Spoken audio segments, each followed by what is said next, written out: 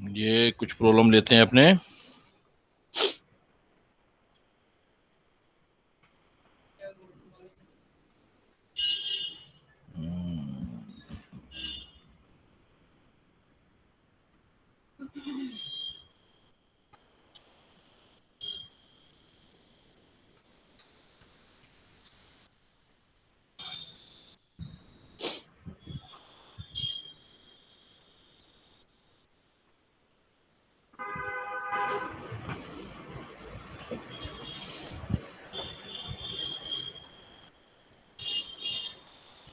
देखो बेटा, कुछ प्रॉब्लम डिस्कस कर रहा हूं मैं आपके साथ। ये प्रॉब्लम है a knocking sound is produced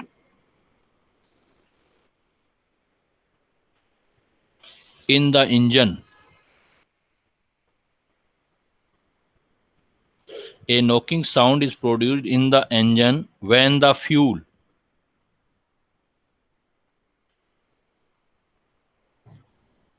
number one, burns fast, number two, burns slowly, number three, is contaminated, with lubricant oil,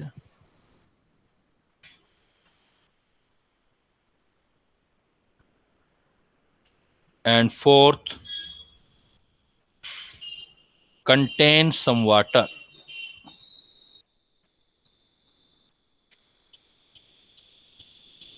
Contain some water. कह रहा है बेटा a knocking sound is produced in the engine.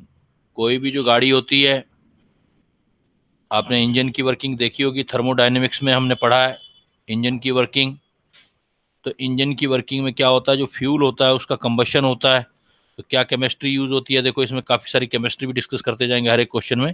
जैसे suppose कोई भी hydrocarbon होता है C6H5, petrol diesel कोई सा भी हाइड्रोकार्बन होता है हमारे पास, इंजन में उसका होता है कंबशन। और जब कंबशन होता है तो ये जो कंबशन रिएक्शन होती है ऑलवेज बेटा ये एक्सोथर्मिक होती है, मतलब हीट निकलती है। कंबशन जब कभी भी होगा वो ऑलवेज एक्सोथर्मिक रिएक्शन होगा, मतलब हीट निकलेगी। Combustion is always exothermic reaction. Exothermic reaction का मतलब समझ रहे हो, जब भी ये रिएक्शन होगी तो CO2 और H2O बनेगा, साथ में हीट निकलेगी, ऑलवेज हीट निकलेगी। अगर हीट का सिंबल रिएक्टेंट साइड लाके देखोगे तो यहाँ प्लस है तो यहाँ माइनस हो जाएगा। That's why for endothermic reaction delta H is negative. अब बेटा मेरे क्वेश्चंस के आंसर देते जाना साथ के साथ, क्योंकि रिवीजन कर रहे हैं हम लोग। अच्छा ये बताओ कि अगर एक्सोथर्मिक रिएक्शन होती है तो डेल्टा H का साइन नेगेटिव है, तो एंडोथर्मिक के लिए क्या होता है? एंडोथर्मिक के लिए, sir positive.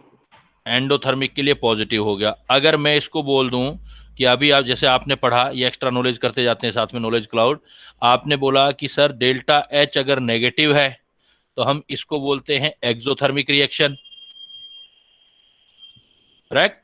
And delta H बेटा पॉजिटिव है तो इसको बोल रहे हैं हम एंडोथर्मिक रिएक्शन। Exothermic, endothermic. अगर मैं आपसे बोलूं कि डेल्टा G पॉजिटिव है या डेल्टा G नेगेटिव है तो क्या बोलेंगे उस रिएक्शन को? मतलब एंथैल्पी से तो आपने एक्सोथर्मिक एंडोथर्मिक बोल दिया। अगर रिएक्शंस आ जाए, if delta G of the reaction is delta positive, then what is the name of this reaction? क्या नाम देंगे? Sir non spontaneous. नहीं, नॉन स्पॉन्टेनियस तो है, लेकिन जैसे हम डेल्टा H और डेल्टा H से डिसाइड करते हैं ना एक्सोथर्मिक या एंडोथर्मिक, तो डेल्टा G के लिए टेक्निकल टर्म कभी पढ़ी? क्या बोलते हैं? मैं बता देता हूँ बेटा। अगर आपका कभी भी डेल्टा G के बारे में पूछे कि डेल्टा G पॉजिटिव है, देन आप बोलोगे एंडो। यहाँ भी एंडो पॉजिटिव में, यहाँ भी एंडो। यहाँ थर्म आता है या गोन आएगा, जी से गोनिक, थर्मोगोनिक। और डेल्टा G नेगेटिव है तो आप वर्ड यूज करेंगे एक्सोरगोनिक या एंडोरगोनिक, एक्सोर गोनिक, ध्यान रखना ये चीज। तो डेल्टा जी के साइन से भी रिएक्शन का टाइप डिसाइड होता है। So now combustion is always exothermic reaction. Combustion का डेल्टा एच जो होता है वो नेगेटिव होता है। बैलेंस करोगे तो ये कार्बन एक्स, तो ये एक्स आ जाएगा आपका। हाइड्रोजन वाई, तो H2 है तो हाफ कर दोगे Y/2। ऑक्सीजन आपका देखो XO2 ये है, OY/2 है तो x प्लस फिर Y/2 का हाफ Y/4 हो जाएगा। तो यहाँ से आपकी बैलेंसिंग इक्वेशन आ जाएगी। तो बैलेंसिंग भी पूछी जा सकती है आपसे। जैसे मैंने बोला बहुत सारी चीजें हम एक एक क्वेश्चन में बहुत सारी चीजें सीखेंगे। अब देखो आपने कोई फ्यूल लिया इंजन में, तो फ्यूल लिया तो फ्यूल में जो भी एनर्जी निकली वो एनर्जी आपकी डेल्टा डेल्टा एच निकल गई, जो भी एनर्जी है। तो थियोरटिकली सपोज इतनी डेल्टा एच एनर्जी निकली। एंड यू नो कोई भी एक इंजन वर्क करता है तो उसमें एक सोर्स होता है और एक जो होता है वो सिंक होता है। One is the source and second is the sink. Source जितनी भी एनर्जी देगा, मान लो आपने Q2 एनर्जी टोटल अवेलेबल करवाई तो Q1 सिंक में चलेगी, वेस्ट चली गई। सिंक का मतलब वेस्टेज। तो आपको जो फायदे वाली एनर्जी हुई, यूजफुल एनर्जी कितनी आई? कार्नोट इंजन जो पढ़ते हो, यूजफुल एनर्जी कितनी होगी? Q2 आपने दी थी, उसमें से Q1 तो बेकार हो गई। तो Q1 suppose Q2 high temperature पर है, T2 टेम्परेचर है और ये T1 टेम्परेचर है, तो ये आप बोल सकते हो T2 minus T1 useful energy. और ये यूजफुल जो एनर्जी होती है ये डेल्टा जी होती है, डेल्टा जी। तो इसका मतलब अगर मैं एफिशिएंसी लूं किसी भी इंजन की एफिशिएंसी, तो एफिशिएंसी का मतलब कितनी एनर्जी अवेलेबल थी आपके पास डेल्टा एच, और उसमें से काम कितनी आई डेल्टा जी। हमारे पास अवेलेबल सोर्स से तो इतनी प्रोड्यूस हो रही थी Q2, यानी कि ये आपका डेल्टा एच हो जाएगा, Q2 जो हो जाएगा। लेकिन हमें मिली कितनी डेल्टा जी, तो मैं delta G upon delta H को बोल सकता हूँ एफिशिएंसी। या delta G upon delta H की जगह क्या लिख सकते हो, डेल्टा जी आपकी ये जो काम आने वाली एनर्जी है, तो Q2 minus Q1 by delta H is equal to Q2। और टेम्परेचर से करोगे तो डायरेक्टली प्रोपोर्शनल हीट टेम्परेचर की रिस्पेक्ट है, तो T2 minus T1 upon T2। Exam में प्रैक्टिकली अगर एफिशिएंसी निकालनी हो तो किसी भी फार्मूले का यूज कर सकते हो। डेल्टा जी स्टैंडर्ड वाला delta G not upon delta H not लिख सकते हो। इसकी बजाय Q2 minus Q1 upon Q2 लिख सकते हो, या T2 minus T1 upon T2 लिख सकते हो। परसेंटेज देना हो तो 100 से मल्टीप्लाई कर देना, अदरवाइज 100 से मत मल्टीप्लाई करना। तो कोई भी जो इंजन होता है उस इंजन की जितनी भी रिएक्शन से एनर्जी मिलती है वो सारी की सारी वर्क में कन्वर्ट नहीं कर पाता है। और ये that is the second law of thermodynamics. Construction of such type of engine is impossible which give 100% of work. Fuel cell भी लेते हैं तो वो भी अपने 80% तक ही एनर्जी दे पाता है। तो इसलिए हमारी कुछ एनर्जी वेस्ट होती है, जो डिस्टर्बेंस में वेस्ट होती है, जिसको हम एंट्रोपी फैक्टर के फॉर्म में बोलते हैं, वो तो सिंक में जाएगी जाएगी आपकी। अब पॉइंट ये आता है कि जब इंजन में फ्यूल भरते हैं तो फ्यूल की क्वालिटीज के बेस पर जो होती है उसमें आवाज आती है। अगर किसी इंजन में आवाज आती है तो इसको हम बोलते हैं नोकिंग। और इस नोकिंग साउंड को पढ़ा होगा आपने कहीं, इस नोकिंग साउंड को खत्म करने के लिए एंटी नोकिंग केमिकल डाले जाते हैं जिससे कि आवाज नहीं आए। तो पहला पॉइंट ये आता है कि आवाज आती क्यों है, साउंड क्यों होती है, ये साउंड प्रोड्यूस क्यों होता है। तो साउंड प्रोड्यूस होने का मतलब रीजन होता है कि अगर रिएक्शन फास्ट हो रही होगी तो साउंड प्रोड्यूस होगा, क्योंकि एनर्जी जल्दी जल्दी निकल रही होगी बाहर। तो sound produce due to fast burning, मतलब फास्ट कंबशन रिएक्शन। अगर बर्निंग फास्ट होगी इंजन में, ये रिएक्शंस जो कंबशन रिएक्शंस हो रही हैं ये फास्ट होंगी, तो आपकी रिएक्शन जो होगी उसमें साउंड प्रोड्यूस होगा। तो कैसे रोक सकते हैं हम, देखो एंटी नोकिंग, इस साउंड प्रोड्यूसिंग को नोकिंग बोलते हैं हम। ये जो बेटा साउंड प्रोड्यूसिंग होती है इंजन में, that is called is knocking. अगर हम इस साउंड प्रोड्यूसिंग को रोकना चाहते हैं, तो नोकिंग खत्म करना चाहते हैं, तो इसके लिए हमें क्या है, एंटी नोकिंग मटेरियल डालने पड़ते हैं। एंटी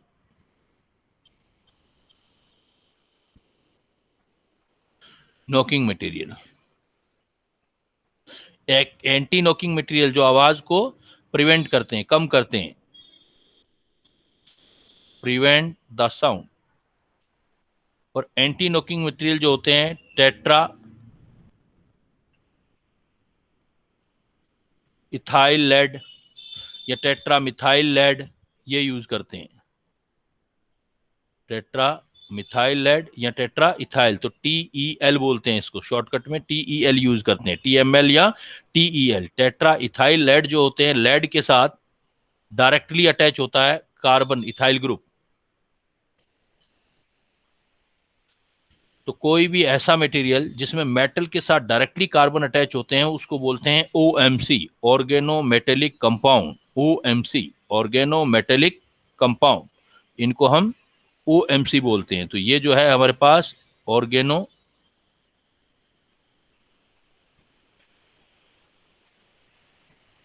मेटेलिक कॉम्प्लेक्स है, ये कंपाउंड है ओएमसी। ऑर्गेनोमेटेलिक कंपाउंड कौन से होते हैं? Having direct metal and carbon of organic group और सीओ ग्रुप। ऑर्गेनिक ग्रुप का कार्बन या सीओ ग्रुप का कार्बन मेटल से डायरेक्ट अटैच होता है तो उसको हम ओएमसी बोलते हैं, ऑर्गेनोमेटेलिक कॉम्प्लेक्सेस बोलते हैं। जैसे ऑर्गेनोमेटेलिक टेट्राइथाइल लेड भी जो एंटी नॉकिंग मटेरियल है वो भी एक ऑर्गेनोमेटेलिक कॉम्प्लेक्सेस है। जैसे कोई भी मेटल कार्बन लिखते हैं जैसे NiCO4, तो यहां भी देखो सीओ भी कंसिडर होगा, NiCO4, लेकिन NiCN4 नहीं। ये ऑर्गेनोमेटेलिक कॉम्प्लेक्स नहीं है, ये ऑर्गेनोमेटेलिक कॉम्प्लेक्स है। ये ऑर्गेनोमेटेलिक कॉम्प्लेक्स क्यों है NiCO4? बिकॉज जो ये निकेल है आपका, ये निकेल सीओ के साथ डायरेक्टली अटैच है निकेल, तो NiCO के जिसमें सीओ भी आना चाहिए। मैंने जैसे बताया what is the organometallic complex OMC, जिसमें आपका having direct metal and carbon of organic group या सीओ ग्रुप होना चाहिए, तो ये ओएमसी हो जाएगा। लेकिन साइनाइड वाला नहीं, सिर्फ सीओ वाला या ऑर्गेनिक ग्रुप वाला। जैसे मैं ये कह दूं C2H5ONA, तो ये नहीं होगा बेटा, क्योंकि मेटल तो है लेकिन मेटल डायरेक्टली बॉन्ड ऑक्सीजन के साथ है, कार्बन के साथ नहीं है, इसलिए ये ओएमसी नहीं है। तो ओएमसी के लिए क्या होना चाहिए? लेकिन ये ओएमसी है, देखो अभी हमने पढ़ा C2H5 4 जो है lead, tetramethyl lead, ethyl lead, ये ओएमसी है क्योंकि लेड डायरेक्टली कार्बन से अटैच होता है, तो इसको हम ओएमसी कंपाउंड बोलते हैं। तो नेक हमारा पॉइंट क्या था और कहां से कहां पहुंचे हैं, देखो आप सारी नॉलेज आपकी सामने है। तो मैं कुछ क्वेश्चन रिपीट करता हूं, आप आंसर देंगे। हमारा प्रॉब्लम क्या था कि a knocking sound is produced in the engine when the fuel. तो नॉकिंग साउंड क्यों प्रोड्यूस होती है बेटा, क्या रीजन दोगे आप? आंसर देते जाओ मेरे क्वेश्चंस के। Knocking burn sound fast. Burn fast होता है इसलिए एंटी नॉकिंग होता है। और बर्निंग किस टाइप का एग्जांपल है, कौन सी रिएक्शन है burning? Sir exothermic. Exothermic combustion reaction है। बर्निंग का मतलब होता है ऑक्सीजन की प्रेजेंस में बर्न होना, कंबशन होता है टेक्निकली, ये ऑलवेज एक्सोथर्मिक रिएक्शन होती है। इसमें जो एनर्जी निकलती है उसको एंथैल्पी बोलते हैं, लेकिन जो काम आने वाली एनर्जी है उसको क्या बोलते हैं हम?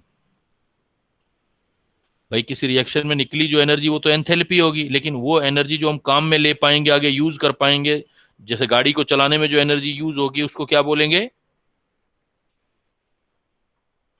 Sir Gibbs energy. Gives free energy change. सब कुछ मैंने पढ़ाया, अभी वही पूछ रहा हूँ, कोई नई चीजें मतलब पुराना आपने क्या पढ़ा है वो नहीं पूछ रहा, मैं जो आज पढ़ा रहा हूँ उसी से रिलेटेड पूछ रहा हूँ। जो हमारे पास काम आने वाली एनर्जी है वो डेल्टा जी है। तो एफिशिएंसी कैसे निकालोगे किसी भी इंजन की? एफिशिएंसी का formula sir useful energy upon में total energy. Useful energy upon theoretical energy, मतलब gives free energy upon enthalpy.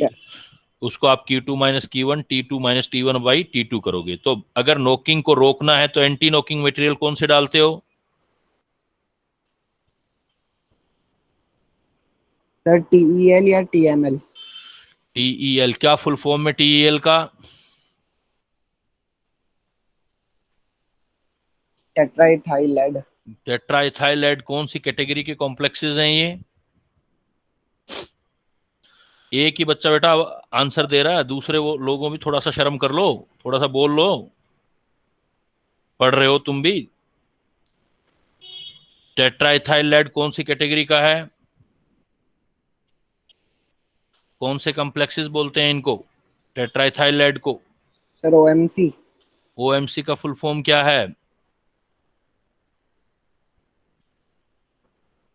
OMC का फुल फॉर्म ऑर्गेनोमेटेलिक कॉम्प्लेक्स।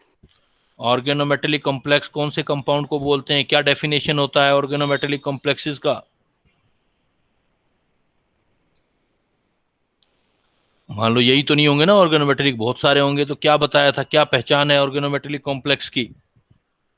किन कंपाउंड्स को ऑर्गेनोमेटेलिक बोलते हैं हम? सर कार्बन की डायरेक्ट अटैचमेंट देख लेंगे मेटल के साथ। कार्बन की डायरेक्ट अटैचमेंट। तो कार्बन में अगर डायरेक्ट अटैचमेंट तो हम किसी में भी देख सकते हैं, जैसे SiC, क्या ऑर्गेनोमेटेलिक है? Silicon carbide.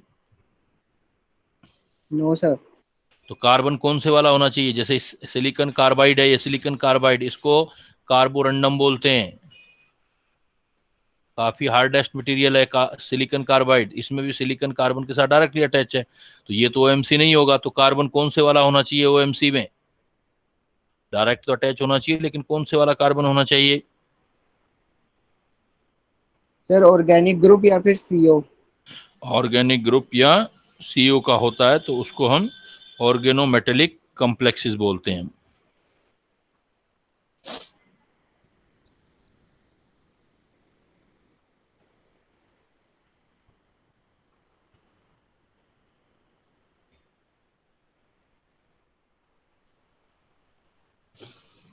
नेक्स्ट आ जाओ फिर।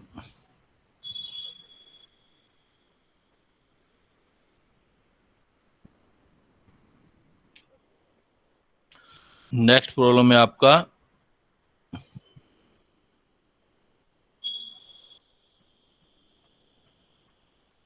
Identify the incorrect statement among the following.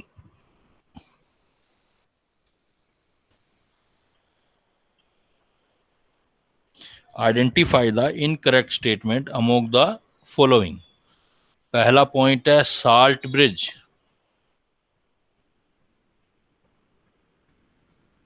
is used salt bridge is used to eliminate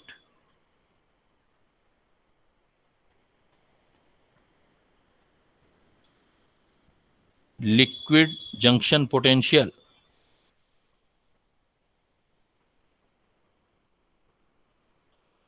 Liquid junction potential in a galvanic cell.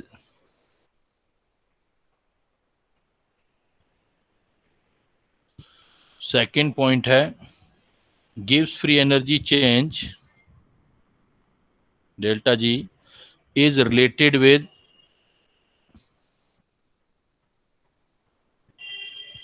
is related with electromotive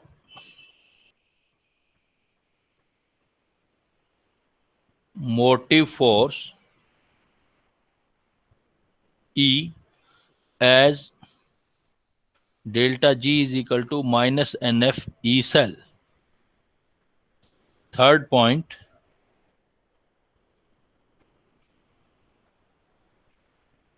Nernst equation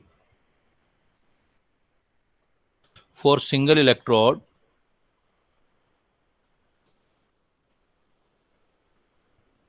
Nernst equation of single electrode E is equal to E naught minus RT upon NF natural log Mn positive. And fourth, the maximum efficiency of hydrogen oxygen fuel cell is 33%। हमारे पास बेटा ये 4 point आ गए। इनमें हमें क्या करना है, identify the incorrect statement. हमको इनकरेक्ट स्टेटमेंट चेक करना है। इसमें इनकरेक्ट स्टेटमेंट में पहला पॉइंट है salt bridge is use to eliminate liquid junction potential in a galvanic cell. तो ये क्या पॉइंट है बेटा, देखो पहले वाला पॉइंट,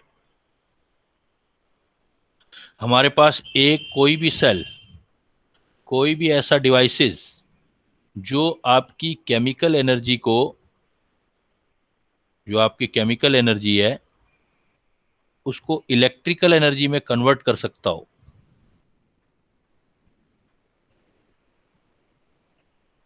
केमिकल एनर्जी को इलेक्ट्रिकल एनर्जी में कन्वर्ट करता हो, और इसके लिए जो रिएक्शन यूज करता हो वो spontaneous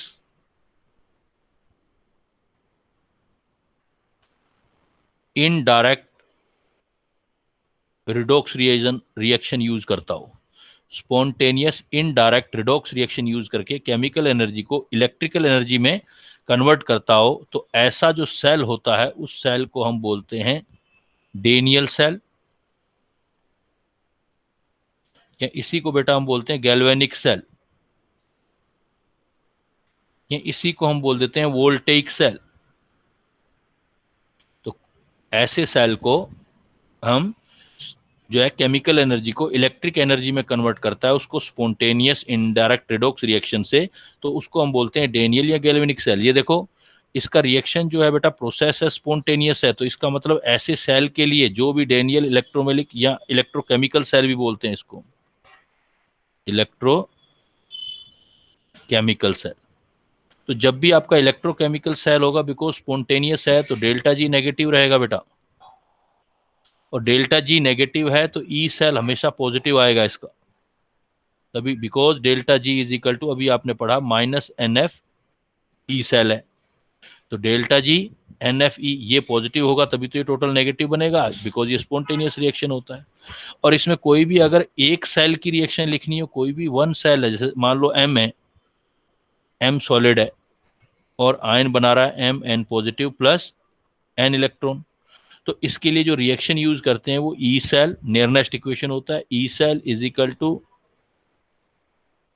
E not cell minus 0.52925 पे रखते हैं, अदरवाइज जो हम रखेंगे जो इसके अंदर 2.303 R T n F log जो आयंस है उसकी कंसंट्रेशन लगा देंगे। अगर ये 25 डिग्री सेल्सियस पर होता है तो ये टेम्परेचर फिक्स हो जाता है, टेम्परेचर आर भी फिक्स है, ये भी फिक्स है और एफ भी फिक्स होता है, तब यूज कर लेते हैं हम E naught cell is equal to 0.059 upon n log m plus n. इस चीज को देखते हुए देखो अब क्या है कि जब भी ये सेल बनेगा, जब भी आपका ये सेल जो बनेगा, आपने सेल लिया है, इस सेल में जैसे एक एग्जांपल लिया आपने, इलेक्ट्रोकेमिकल सेल का एग्जांपल लिया, तो वो जो एग्जांपल है आपका,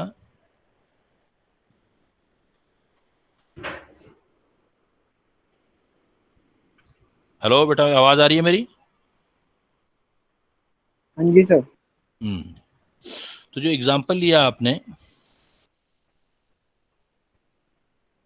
उस एग्जांपल में सपोज डेनियल सेल यूज कर लिया आपने, डेनियल सेल जब यूज कर लिया तो डेनियल सेल बनाते हैं। अब हम उसमें एक पॉइंट और पढ़ लेते हैं आपका कि भाई इसका ये जो है डेनियल सेल, डेनियल सेल हमेशा दो इलेक्ट्रोड से बना होगा। एक इलेक्ट्रोड जो होता है जिंक और Zn2 पॉजिटिव होता है, यहाँ आपका ऑक्सीडेशन दिखाता है, जहां भी ऑक्सीडेशन जो होगा ऑलवेज एट एनोड होगा, और एक आपका रिडक्शन दिखाएगा, रिडक्शन जहां भी होगा एट कैथोड होगा। दो इलेक्ट्रोड होते हैं तो रिडक्शन दिखा देते हैं Cu2 Cu। तो जब भी आपका एक सेल बनता है बेटा, तो इस सेल का कुछ डायग्रामेटिकली देखेंगे तो ऐसे आएगा, एक आपकी जिंक की रोड होगी, ये वाला, और जिंक रोड जो होगी अपने ही जिंक के आयन के अंदर ऐसे डिजोल्व होगी, जिंक आयन के अंदर, और एक आपकी दूसरी कॉपर की रोड होगी, दूसरा देखो बेटा कॉपर का, एक दूसरे चेंबर में आपका कॉपर का रोड होगा,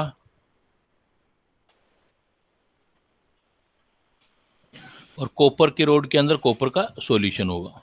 इधर से हम सर्किट कंप्लीट करेंगे और यहाँ बल्ब लगा देंगे एक, जैसे ये सर्किट कंप्लीट होगा, ये पॉजिटिव पोल, ये नेगेटिव पोल, जैसे सर्किट कंप्लीट करने के लिए हमें इधर से भी सर्किट कंप्लीट करना पड़ेगा, तो यहाँ हम क्या कर देते हैं, जो आयन का सर्किट कंप्लीट करने के लिए हम एक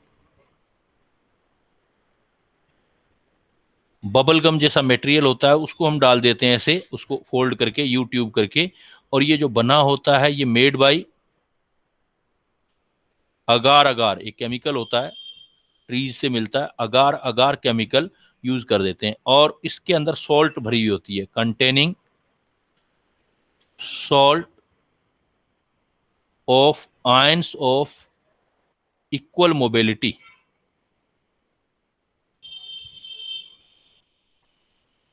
salts of ions of equal mobility, जैसे इसके अंदर क्या भर देते हैं हम, अमोनियम नाइट्रेट भर देते हैं, पोटेशियम नाइट्रेट भर देते हैं, कोई भी हम जैसे KCl भर देते हैं। तो इसका मतलब KCl भरने का मतलब है K पॉजिटिव और C नेगेटिव की इक्वल मोबिलिटी होना मस्ट है। जो साल्ट लो, उससे क्या होगा कि इधर जब आपकी रिएक्शन होगी, देखो Zn से Zn2 पॉजिटिव बनते जाएंगे, तो Zn से Zn2 पॉजिटिव बनते जाएंगे, तो धीरे धीरे यहाँ पर इधर पॉजिटिव चार्ज इंक्रीज हो जाएगा और इधर पॉजिटिव चार्ज कम होगा, इधर इलेक्ट्रॉन आएंगे, इसलिए इसको नेगेटिव पोल बोलते हैं। ये वाला पार्ट, सॉल्यूशन वाला पार्ट, इस मेटल वाले पार्ट से ज्यादा पॉजिटिव है, तो ये ज्यादा नेगेटिव हो गया, तो यहाँ पॉजिटिव चार्ज इंक्रीज हो गया, तो इससे क्या होगा कि ये नेगेटिव आयन इधर आते जाएंगे इसको न्यूट्रल करने के लिए। सिमिलरली इधर वाली रिएक्शन में देखोगे तो इधर रिडक्शन होगा, रिडक्शन होगा तो इसमें कॉपर इधर डिपॉजिट होता जाएगा, तो इसका मतलब यहाँ पॉजिटिव चार्ज कम होता जाएगा, पॉजिटिव इधर बढ़ता जा रहा है, तो इसके कंपैरिजन में ये ज्यादा पॉजिटिव है, इसलिए इसको पॉजिटिव पोल बोलते हैं। तो इलेक्ट्रोकेमिकल सेल में जो एनोड होता है वो ध्यान रखना आप नेगेटिव पोल होता है, एनोड नेगेटिव पोल होगा, और जो कैथोड होता है आपका, ये कैथोड, कैथोड जो होगा वो पॉजिटिव पोल होगा। इलेक्ट्रोलिटिक सेल से अपोजिट है बेटा ये, इलेक्ट्रोलिटिक सेल में एनोड पॉजिटिव होते हैं, कैथोड नेगेटिव, लेकिन इलेक्ट्रोकेमिकल सेल में एनोड नेगेटिव और ये पॉजिटिव, और ये जो इन दोनों को अटैच कर रहा है इसको हम बोल देते हैं salt bridge.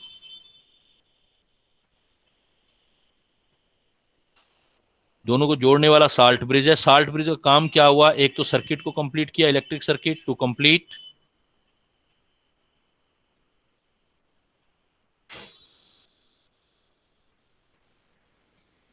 Electrical circuit, and second one, ये देखो सॉल्यूशन को डायरेक्ट मिक्स किए बगैर जो है यहाँ पर जो आपका कंप्लीट इलेक्ट्रिकल सर्किट के साथ साथ जो है न्यूट्रलिटी मेंटेन कर रहा है, इधर जो पॉजिटिव आयन बढ़ रहे हैं तो नेगेटिव आयन भेज रहा है, और उतनी देर में इधर पॉजिटिव आयन कम हो रहे हैं तो उसको मेंटेन कर रहा है, तो टू मेंटेन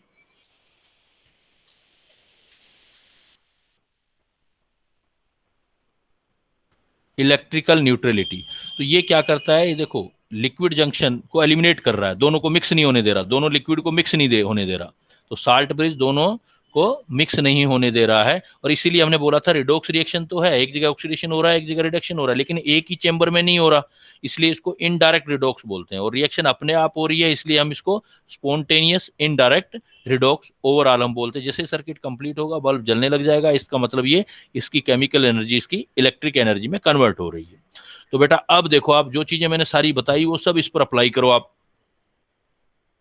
देखो पहला पॉइंट, अब देखते जाओ, पहला point, identify the incorrect statement among the following, salt bridge is used to eliminate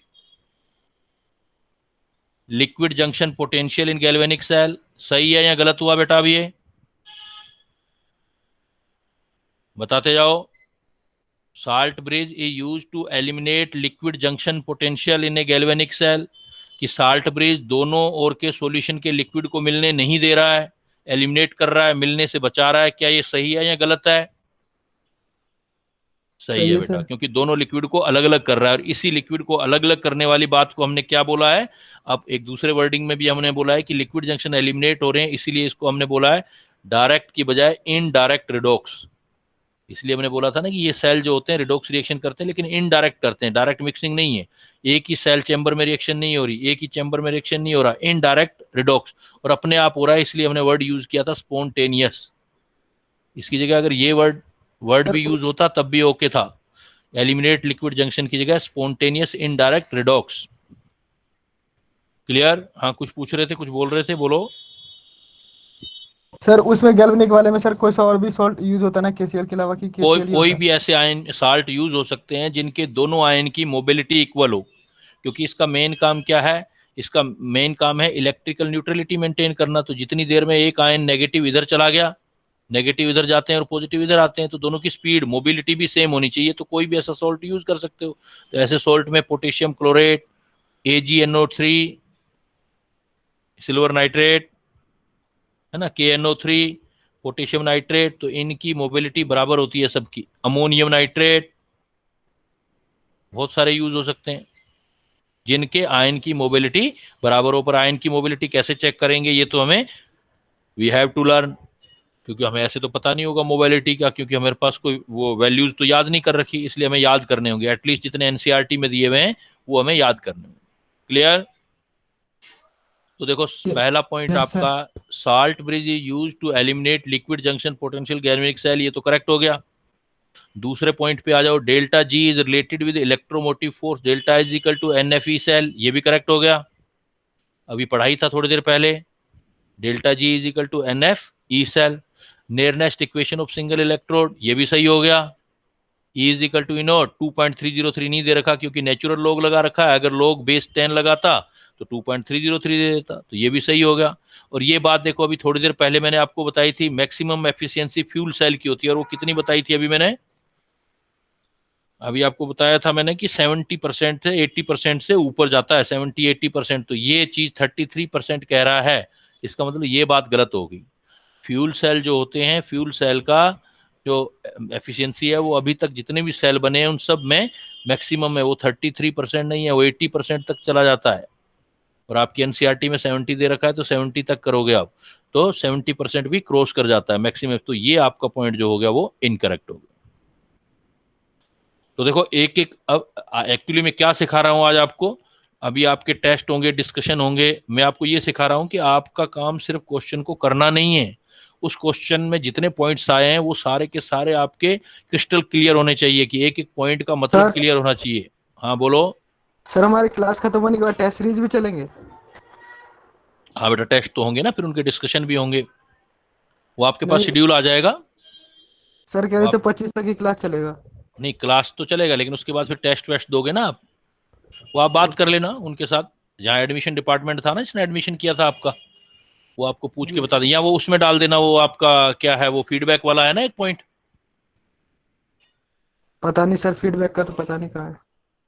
वो आप उसको साइट को खोलोगे, या डीपीपी वगैरह सोल्व करते थे उसमें होगा कोई, पर आई थिंक कि होगा आपका, क्योंकि टेस्ट तो होंगे ही ना, बाकियों के टेस्ट होंगे, आप भी दे दोगे साथ में, उसमें क्या जाता है। वो आपके पास आ जाएगा शेड्यूल जो भी होगा। तो जब तक आपका टेस्ट होगा नहीं, तो फिर आपकी पढ़ाई तो बीच में छूट जाएगी। तो उसको एक एक क्वेश्चन, या आप घर पे भी जो तैयारी करते हो, actually my purpose is this, if even you practice at your home, then आप you see each and every option with complete theory, एक एक पॉइंट को, एक एक लाइन को सोचो। यही प्रिपरेशन का बेस्ट तरीका होता है बेटा, कि ये पहला लाइन है, ये गलत क्यों है या ये सही क्यों है, या हमने कहाँ पढ़ा था। तो उससे क्या होगा, आपका हर रोज रिवीजन भी होता जाएगा और टेस्ट भी होता जाएगा, दोनों चीज होती जाएंगी, कि आपने जो चीजें पढ़ी हैं वो रिवाइज भी होती जाएंगी। देखो मैं क्वेश्चन एक एक आपको कैसे बता रहा हूँ, एक एक क्वेश्चन देखो कितनी कितनी देर तक हम डिस्कस कर रहे हैं, इसका मतलब एक एक पॉइंट पर हम स्टडी कर रहे हैं। तो ऐसे ही करना है, आपका प्रिपरेशन ऐसे होना चाहिए।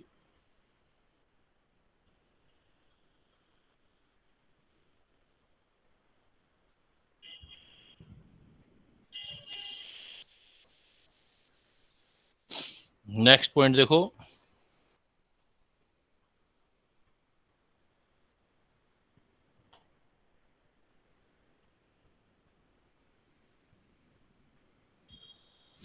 How many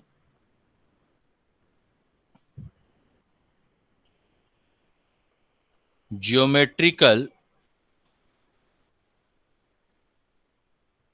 how many geometrical isomers are possible for, ये आपको एग्जांपल दे दिया बेटा, यहां Cl लगा दिया, यहां Cl लगा दिया, यहां Cl लगा दिया। How many GI geometrical isomer मतलब GI are possible for this compound. अब इसमें देखो बेटा, इस पॉइंट में पहले तो हम जीआई का मतलब समझते हैं कि ज्योमेट्रिकल आइसोमर होते क्या है। जीआई जीआई होते हैं जिसमें कनेक्टिविटी सेम, भाई कनेक्टिविटी जहां है वहीं रहनी चाहिए, कनेक्टिविटी रिमेन सेम, कनेक्टिविटी आपका हमेशा सेम होना चाहिए, बट डिस्टेंस और angle are different in 3D space. Atom जहां अटैच होते हैं वहीं अटैच रहे हैं, लेकिन एटम के बीच जो डिस्टेंस होता है या एंगल होता है 3D में, वो अगर आपका डिफरेंट हो जाता है तो उसको हम बोलते हैं ज्योमेट्रिकल आइसोमर। इसके लिए आपको मस्ट कंडीशन जो बेटा याद करनी है, वो 3 कंडीशन याद करनी है कि कौन आपका जीआई देगा। मस्ट कंडीशन इसमें नंबर 1 होना चाहिए, या मस्ट कंडीशन जो मैं कह रहा हूं,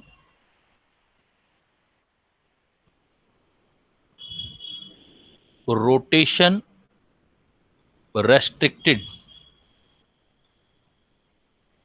between carbon double bond carbon, या एज कर दो, as carbon double bond carbon, as carbon single bond carbon of cycle.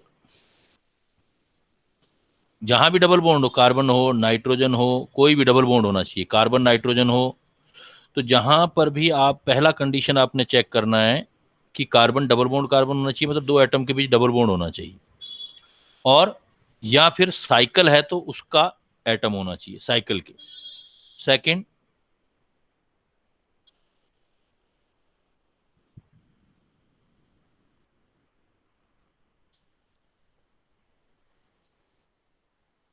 Each rotation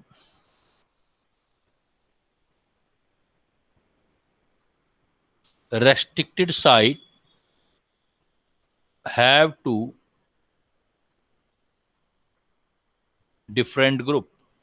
जो भी रोटेशन है, जैसे ये साइट है, ये साइट है, इस पर दो डिफरेंट ग्रुप होने चाहिए, इस पे भी 2 डिफरेंट होने चाहिए, इससे कोई लेना देना नहीं है, सेम भी हो सकते हैं डिफरेंट, लेकिन ईच रोटेशन रेस्ट्रिक्टेड साइट, जैसे मान लो मैं कह दूं कि ये कार्बन डबल बॉन्ड कार्बन होगा, तो इसका मतलब ये पहली कंडीशन अभी कंप्लीट हुई है, रोटेशन रेस्ट्रिक्टेड है। दूसरी है, अब ये रोटेशन रेस्ट्रिक्टेड साइड एक आपकी बेटा ये है, and second one is this, each rotation restricted site, ये जो रोटेशन रेस्ट्रिक्टेड साइट है इस पर 2 डिफरेंट ग्रुप होने चाहिए, जैसे एक ए है तो दूसरा बी होना चाहिए, इस पे भी 2 डिफरेंट होने चाहिए, जैसे एक ए है दूसरा बी हो सकता है, या एक सी है दूसरा डी हो सकता है, ये डिफरेंट होने चाहिए आपस में, ये डिफरेंट होने चाहिए आपस में, इसका और इससे कोई मतलब नहीं है, ये सेम हो सकते हैं या अलग भी हो सकते हैं। देखो मैंने इधर, तो मैंने क्या पॉइंट लिखा है, each rotation restricted site have 2 different group, जैसे ये रोटेशन रेस्ट्रिक्टेड साइट है, ये रोटेट नहीं कर सकता, डबल बॉन्ड आ गया, तो इस पर डिफरेंट ग्रुप होने चाहिए, 2 ग्रुप डिफरेंट होने चाहिए। ऐसे बेटा इसके ऊपर जो ग्रुप लगे हुए हैं वो डिफरेंट होने चाहिए। And third point, all 4 group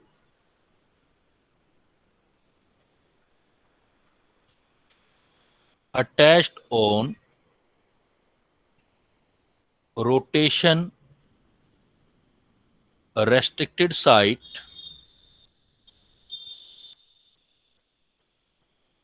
must be in same plane।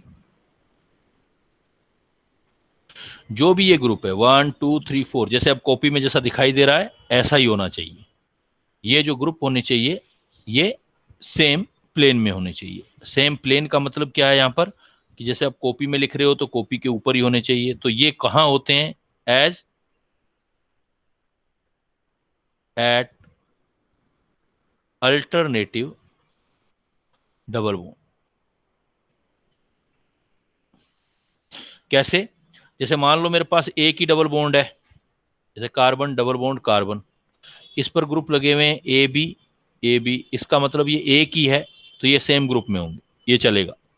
अगर मेरे पास 2 लगातार डबल बॉन्ड है, अब इस पर ए बी है, तो लगातार डबल बॉन्ड तो नहीं हुए ना, ये तो एडजेसेंट डबल बॉन्ड हुए, तो इसका मतलब ये एक प्लेन में नहीं होंगे। फिर देखो मैंने मान लो 3 डबल बॉन्ड बना दिए, तो ये डबल बॉन्ड और ये डबल बॉन्ड अल्टरनेटिव है, देखो डबल बॉन्ड अल्टरनेटिव है तो ए बी ये हो गया। तो कहां पर होते हैं डबल बॉन्ड सेम प्लेन में? Same plane at alternative double bond. जो अल्टरनेटिव डबल बॉन्ड पे ग्रुप होते हैं वो आपके जो है सेम प्लेन में होते हैं। तो तीनों कंडीशन फिल होगा तभी आपका जीआई बनेगा। It is must for you to check out the three possibility. कौन सी? मतलब पहला क्या होना चाहिए, दो एटम के बीच डबल बॉन्ड होना चाहिए, या सिंगल बॉन्ड है तो साइकिल होना चाहिए। दूसरा, जहां भी आप डबल बॉन्ड कर रहे हो उन साइड के ऊपर ग्रुप जो होने चाहिए वो डिफरेंट ग्रुप होने चाहिए। और जितने भी आप दोनों साइड पर जितने भी ग्रुप हैं तो टोटल 4 ग्रुप होंगे, वो सारे के सारे क्या होने चाहिए? सेम प्लेन में होने चाहिए। सेम प्लेन का मतलब कहाँ है? जो ग्रुप होने चाहिए वो अल्टरनेटिव डबल बॉन्ड पे होने चाहिए, लगातार डबल बॉन्ड वालों पे नहीं होने चाहिए, अल्टरनेटिव वालों पे होने चाहिए। तो इसमें देखो तब आपको पता लगेगा कि वो वाले ज्योमेट्रिकल आइसोमेरिज्म शो कर सकते हैं। कैसे कर सकते हैं देखो अब, और आगे मैं स्टडी करवाता हूं आपको।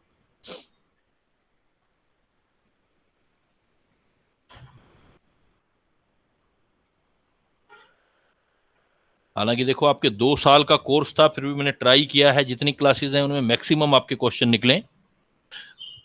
देखो जैसे मान लो मैंने आपको ये एग्जांपल दे दिया बेटा कि CH डबल बॉन्ड CH पहला मैंने आपसे क्वेश्चन ये पूछ लिया कि बताओ ये जीआई शो करेगा या नहीं करेगा। तो आप कैसे चेक करोगे? सबसे पहले डबल बॉन्ड चेक करो। ये देखो इसका मतलब पहली कंडीशन पूरी हो रही है हमारे पास, सी डबल बॉन्ड सी आ रहा है, फर्स्ट वाली कंप्लीट होगी कंडीशन। दूसरी, ईच पर 2 डिफरेंट ग्रुप होने चाहिए। देखो इस पर CH3 भी है और H भी है, तो 2 डिफरेंट ग्रुप हैं। इधर भी देखो CH3 भी है और H भी है, 2 डिफरेंट ग्रुप हैं।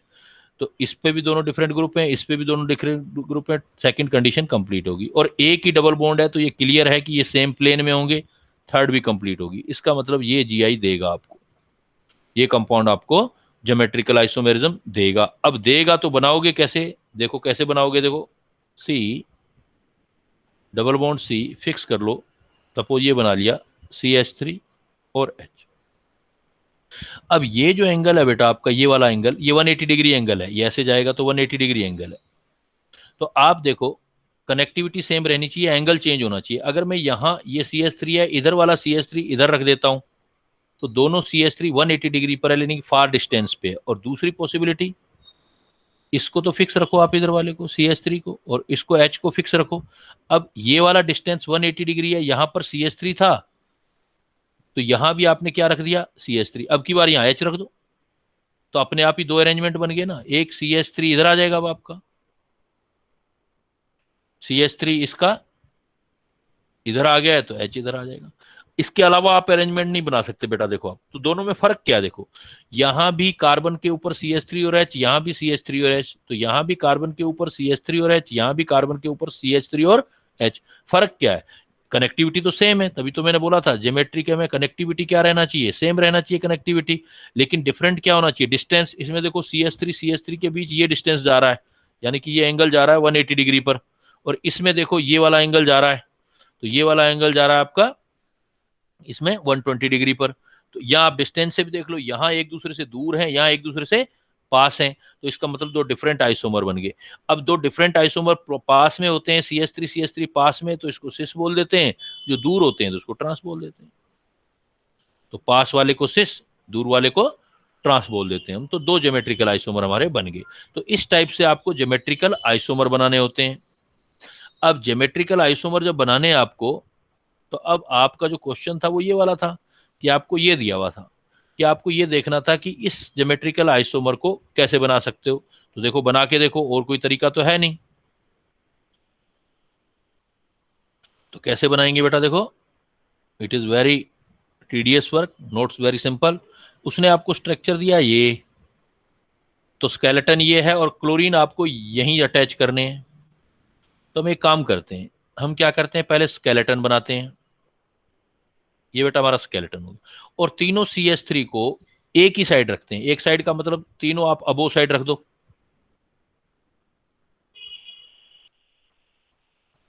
तीनों, जैसे आप जिस कॉपी पे पढ़ रहे हो ऊपर पेन रख दो 3 पॉइंट पे, तो तीनों पॉइंट पर पेन रख दो, चाहे ऊपर की साइड रख दो चाहे नीचे की साइड रख दो, बात एक ही है। ये अलग नहीं होंगे क्योंकि डिस्टेंस, तो मान लो मैं पीछे की साइड करूं,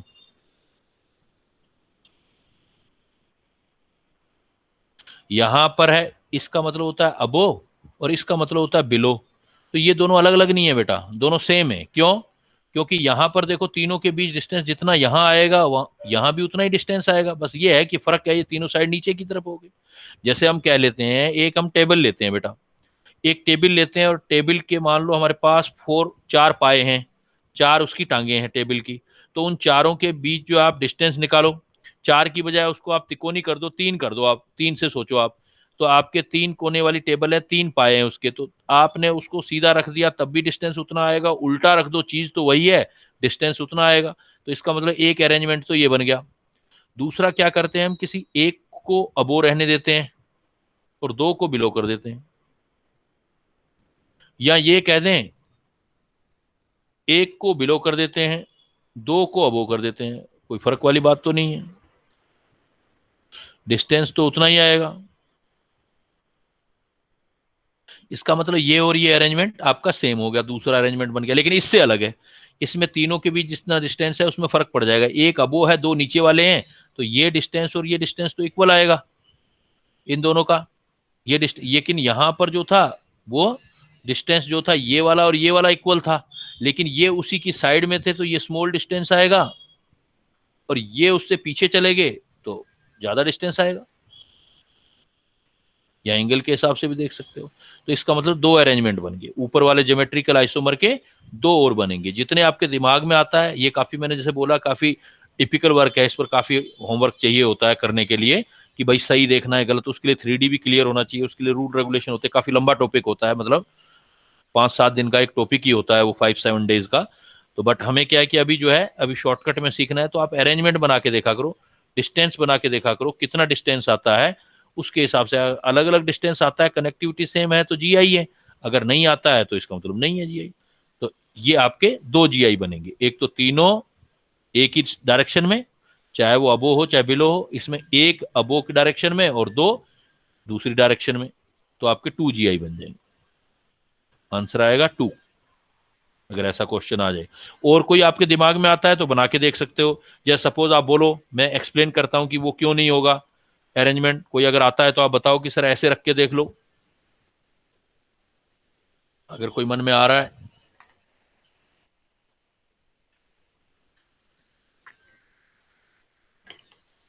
पर बात वही होगी बेटा, अगर पहले कुछ पढ़ा होगा, 3D क्लियर होगी तो थोड़ा सा ज्यादा आसान होगा, नहीं तो थोड़ा डिफिकल्ट होगा आपके लिए question.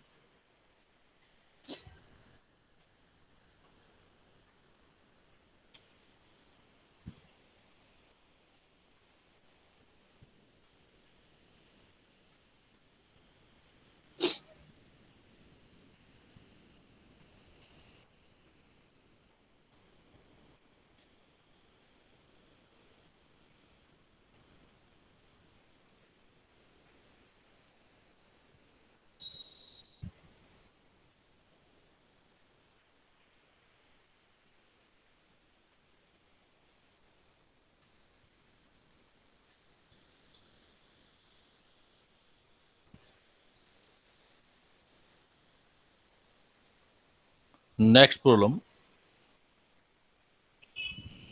Identify more stable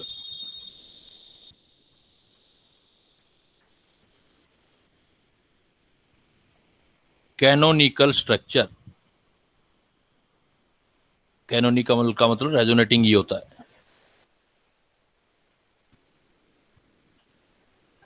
first option HCOH and HCO negative,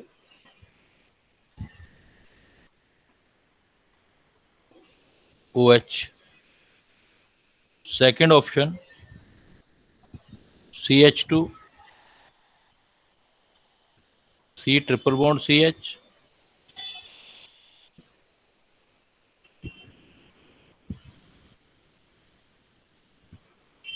CH2C, CH positive। Third option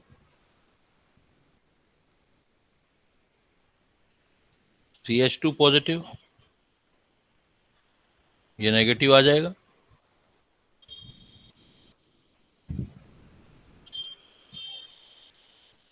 CH2 negative, ये पॉजिटिव आ जाएगा। फोर्थ ऑप्शन,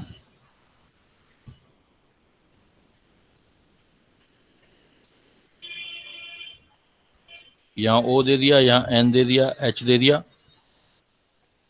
यहाँ पॉजिटिव डबल बॉन्ड नेगेटिव, ये दे दिया O N पॉजिटिव, H और negative. Identify more stable canonical structure, more stable canonical structure निकालना, मतलब जो resonating structure है वो मोर स्टेबल निकालनी है आपको। जो रेजोनेटिंग स्ट्रक्चर बनाई है वो मोर स्टेबल किस में होगा, मतलब इन दोनों में कंपेयर करते जाना है कि दूसरे वाला पहले वाले से स्टेबल किसके अंदर है।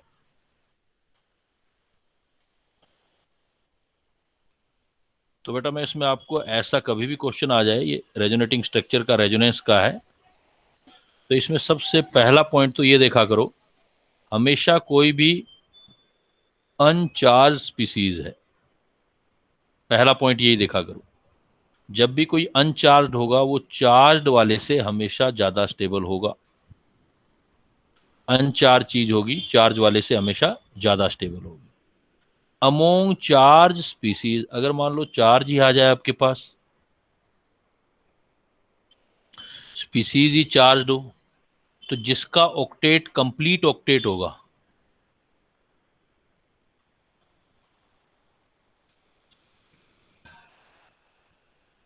वो इनकम्प्लीट ऑक्टेट वाले से ज्यादा स्टेबल होगा। और इनकम्प्लीट ऑक्टेट में ही लेस देन ऑक्टेट और मोर देन ऑक्टेट हो सकता है। Less than octet and more than octet, मतलब 8 से ज्यादा इलेक्ट्रॉन आ रहे हो या 8 से कम आ रहे हो, तो हमेशा याद रखना है कि ये तो बिल्कुल ही इनवैलिड है, मतलब इससे ज्यादा स्टेबल ये होगा, फिर ये कंप्लीट ऑक्टेट होगा। अब सपोज मान लो आपके पास ऑक्टेट कंप्लीट या इनकम्प्लीट दोनों टाइप के हैं। मान लो ऑक्टेट भी कंप्लीट है, तो चार्ज जो होना चाहिए,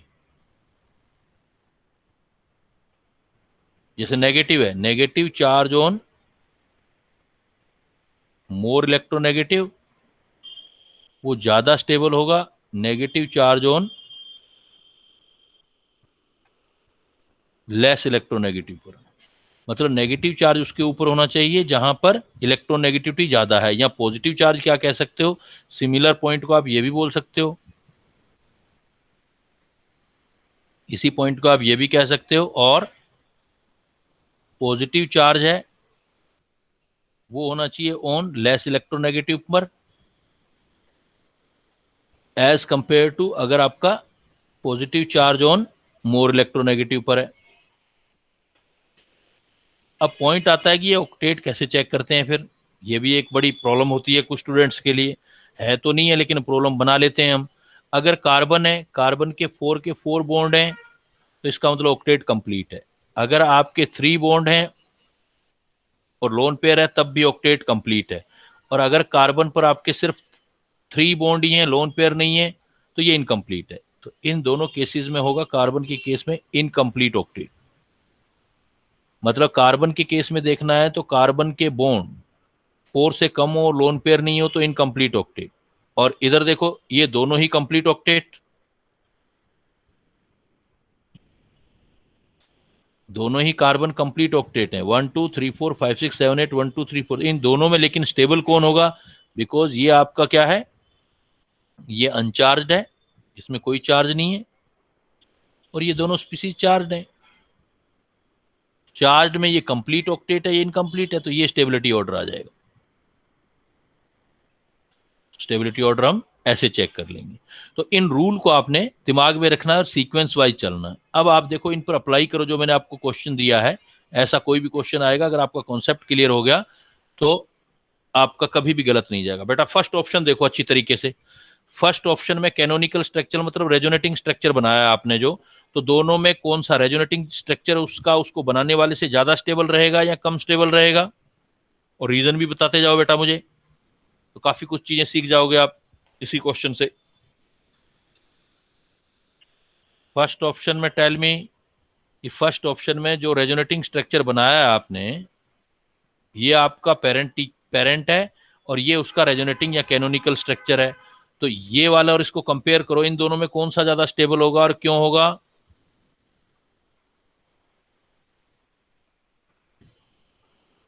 सर पेरेंटल ज्यादा स्टेबल होगा। पेरेंटल ज्यादा स्टेबल होगा। क्यों होगा बेटा पेरेंटल ज्यादा स्टेबल? रीजन बता सकते हैं? सर अनचार्ज है। वेरी गुड बेटा, क्योंकि ऑक्टेट सब में कंप्लीट है और अनचार्ज है। यहां पर भी चीजें वही हैं, लेकिन ऑक्टेट यहां भी सबका कंप्लीट है, लेकिन ये आपका देखो यहाँ चार्ज आ रहे हैं प्लस माइनस, इसलिए आपका ये मोर स्टेबल होगा। तो कैनोनिकल स्ट्रक्चर लेस स्टेबल हुआ, तो ये ऑप्शन नहीं आया। अब सेकंड वाले ऑप्शन पे आ जाओ। सेकंड वाला ऑप्शन आपके सामने, सेकंड वाले ऑप्शन में देखो कौन सी वाला ज्यादा स्टेबल है और रीजन क्या है सेकंड वाले में।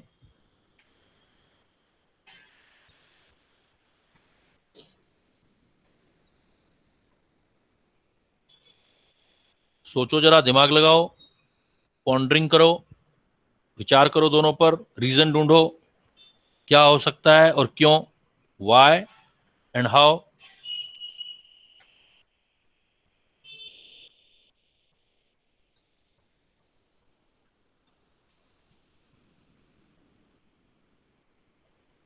क्या लग क्या रहा है आपको? जरा सोच के बताओ क्या लग रहा है।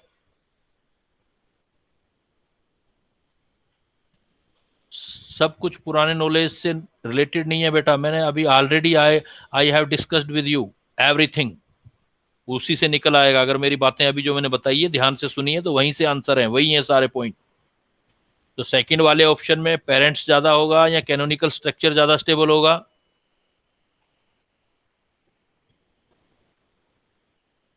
सर अच्छा, पेरेंट्स वाला। पेरेंट्स वाला। पेरेंट्स वाला कैसे बेटा, बता सकते हो? सर इस उस मतलब जो रेजोनेटिंग है उसमें पॉजिटिव आता है, इनकम्प्लीट ऑक्टेट होगा। हाँ बिल्कुल सही पकड़े बेटा। देखो सब कुछ सेम है, यहाँ भी स्केलेटन जो इधर है वही इधर है। फर्क सिर्फ एक है कि यहाँ पर कार्बन पर पॉजिटिव चार्ज है और यहाँ कार्बन पर नेगेटिव चार्ज है तो दोनों ही चार स्पीसीज। जब दोनों ही चार स्पीसीज होंगी तो देखो, मैंने ये एग्जांपल भी शेयर किया था मैंने आपसे। मैंने कहा था जब दोनों चार्ज हों तो ये देखा करो कि चार्ज रीजनेबल है या नहीं है। ये वाला एग्जांपल देखो मैंने शेयर किया आपसे, ये वाला एग्जांपल। तो इसमें क्या बोला था कि भाई ये अनचार्ज था तो सबसे ज्यादा स्टेबल था। अब दोनों ही चार्ज थे, दोनों चार्ज में जिसका कंप्लीट ऑक्टेट है, जिस नेगेटिव चार्ज वाले का तो ऑक्टेट कंप्लीट होगा, इसलिए वो पॉजिटिव चार्ज वाले से ज्यादा स्टेबल होगा कार्बन के केस में। तो you can see here, in this case carbon is negative charge, मतलब कंप्लीट ऑक्टेट है, दोनों ही चार्ज बट कंप्लीट ऑक्टेट और चार्ज है। और यहां पर देखो कार्बन पर पॉजिटिव चार्ज है, तो इसका मतलब ये जो हो गया आपका पॉजिटिव चार्ज, इनकम्प्लीट ऑक्टेट हो गया। इनकम्प्लीट ऑक्टेट बट चार्ज है, तो इनकम्प्लीट ऑक्टेट से तो कंप्लीट ऑक्टेट ज्यादा स्टेबल है, तो इसका मतलब ये ज्यादा स्टेबल हो गया, तो कैनोनिकल स्ट्रक्चर कम स्टेबल होगी, ये ऑप्शन भी नहीं हो सकता। नेक्स्ट आ जाओ। अब इसमें देखो बेटा थर्ड वाले के अंदर, थर्ड ऑप्शन देखो, थर्ड में कौन स्टेबल होगा, पहले वाला या दूसरे वाला?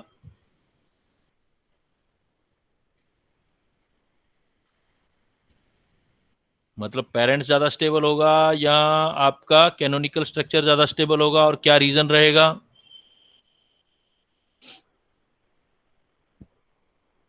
सर पेरेंट वाला ही स्टेबल होगा क्योंकि उसका कंप्लीट ऑक्टेट है। कंप्लीट ऑक्टेट किसका? सर पेरेंट वाले का। पेरेंट वाले का है, कैनोनिकल का भी तो कंप्लीट आ रहा है बेटा। जैसे उस पे जैसे पॉजिटिव चार्ज है। तो दूसरे वाले पे भी पॉजिटिव चार्ज है भाई, यहां पे भी कार्बन का पॉजिटिव चार्ज है, यहां भी कार्बन का पॉजिटिव चार्ज है, यहां कार्बन का नेगेटिव है तो यहां भी नेगेटिव है। अब की बार तो चार्ज सेपरेशन भी सेम हो गया। Okay sir. अब कैसे देखोगे? उलझन बढ़ गई अब तो, कि भी वहां भी कार्बन पे पॉजिटिव चार्ज, इधर भी कार्बन पे पॉजिटिव चार्ज, वहां कार्बन पे नेगेटिव चार्ज, इधर भी कार्बन, तो सारे रूल यहां पर क्लोज हो रहे हैं। तो एक चीज और देखो, देखो रिंग के अंदर चले जाओ, रिंग के बारे में सोचो। तो रिंग के बारे में सोचोगे तो इधर डी लोकेलाइजेशन जो होगा 1 2 3 4 नेगेटिव है, तो ये भी लोन पेयर तो होगा। तो 6 इलेक्ट्रॉनों का लोन पेयर आ रहा है, मतलब अंदर वाला रिंग जो आ रहा है वो एरोमेटिक आ रहा है। लेकिन इधर वाली रिंग को देखो आप, इधर वाला रिंग 1 2 3 4 पॉजिटिव चार्ज 4 इलेक्ट्रॉनों का, ये तो एंटी एरोमेटिक हो गया। तो एरोमेटिक और एंटीमेरोटिक में स्टेबल ज्यादा होता है एरोमेटिक, तो वापस ये बाकी सब कुछ होते हुए भी ड्यू टू एरोमेटिसिटी फर्स्ट वाला आपका ज्यादा स्टेबल आ गया। तो इसका मतलब ये भी कैनोनिकल स्ट्रक्चर मोर स्टेबल नहीं हो रही है इसकी। फोर्थ में आ जाओ। अब फोर्थ ढूंढो, आंसर तो मिल गया लेकिन रीजन ढूंढो फोर्थ में। भाई कैनोनिकल स्ट्रक्चर क्यों स्टेबल है, पहले तो ये देखो दोनों में कौन से वाला ज्यादा स्टेबल है, और है तो क्यों है।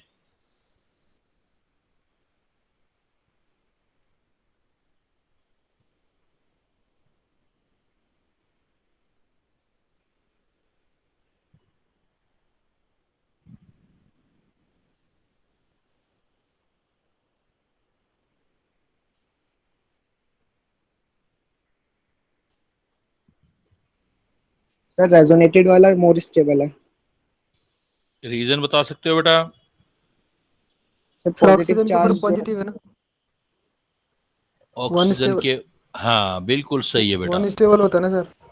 लेकिन नाइट्रोजन पे भी तो पॉजिटिव है, नाइट्रोजन पे पॉजिटिव वाला स्टेबल होगा। सर वो लेस इलेक्ट्रोनेगेटिव है as compare to oxygen. Yes, बहुत बढ़िया बेटे। दोनों ही अनस्टेबल हैं, ऑक्सीजन पे पॉजिटिव चार्ज या नाइट्रोजन पे पॉजिटिव चार्ज दोनों ही अनस्टेबल हैं, बट ऑक्सीजन मोर इलेक्ट्रोनेगेटिव है देन नाइट्रोजन, और नाइट्रोजन लेस इलेक्ट्रोनेगेटिव है। अगर लेस इलेक्ट्रोनेगेटिव ऑक्सीजन है तो मैं कह सकता हूं ना more positive, more electro positive than nitrogen, oxygen than oxygen.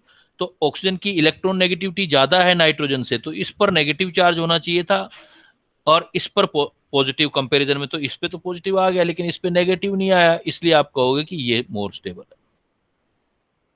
देखो कितना क्वेश्चन आगे ले गया। तो एक ऐसा एग्जांपल है ये जिसमें आपका काफी कुछ क्लियर होने वाली चीजें हैं कि अगर आपका कैनोनिकल स्ट्रक्चर आ जाए तो हम सीक्वेंस वाइज चेक करते जाएंगे और कैसे देखेंगे कि भाई कौन से वाला ज्यादा स्टेबल आ रहा है।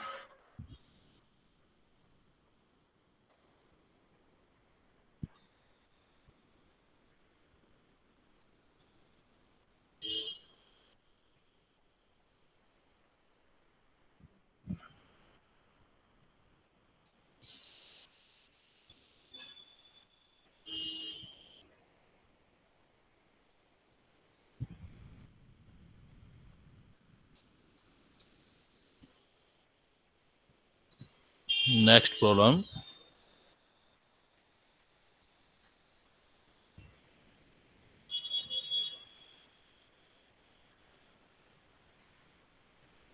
among following molecules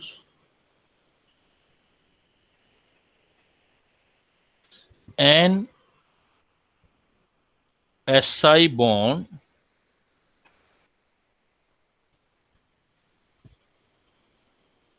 length is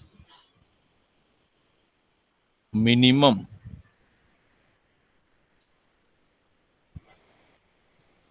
in, option है आपका नंबर 1 NH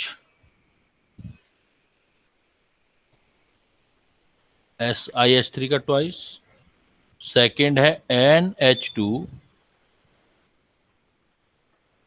SiH3, थर्ड है N SiH3 का ट्वाइस, एंड फोर्थ है आपका all have equal NSI bond.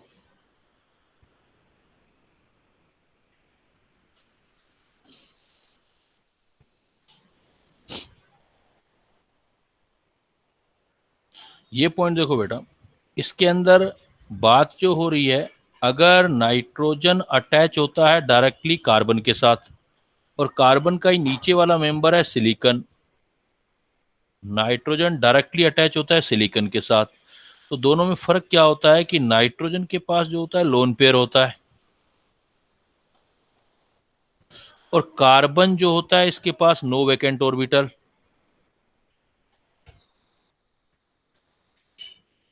और सिलिकॉन के पास, बिकॉज ये 2D का है, 2 सीरीज का है, ये 2 का, ये 3D सीरीज का है, थर्ड पीरियड का है। तो जो भी थर्ड पीरियड का होता है उसके पास डी ऑर्बिटल वैकेंट होते हैं। तो सिलिकॉन के पास जो होता है आपके पास वैकेंट डी ऑर्बिटल होता है। आपने बहुत बार ऐसे क्वेश्चन पढ़े होंगे बेटा, जैसे आपने पढ़ा होगा कि भाई आपका जो है PCl5 तो बन जाता है लेकिन NCl5 नहीं बनता। तो उसका सीधा सा रीजन ये है कि फास्फोरस के पास कोवेलेंसी इंक्रीज करने के लिए थर्ड पीरियड का है तो वैकेंट डी ऑर्बिटल होते हैं, वैकेंट डी ऑर्बिटल होते हैं। लेकिन जो नाइट्रोजन होता है सेकंड पीरियड का होता है, इसके पास vacant no vacant d orbital.